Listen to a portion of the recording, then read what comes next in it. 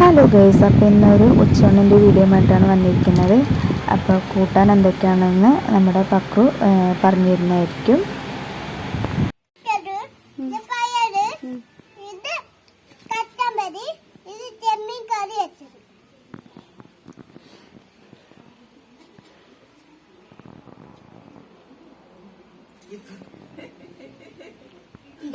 അപ്പോൾ ജിത്തും പക്രും പിന്നെ കണ്ണനും പിന്നെ ഇവരെ ചങ്ങായിയായ ഷബലും കൂടി ഇരുന്ന് ഫുഡ് കഴിക്കുകയാണ്. അപ്പോൾ ഇവർ ഓരോരോ കഥകളൊക്കെ പറഞ്ഞിട്ടാണ് കേട്ടോ കഴിക്കുന്നത്.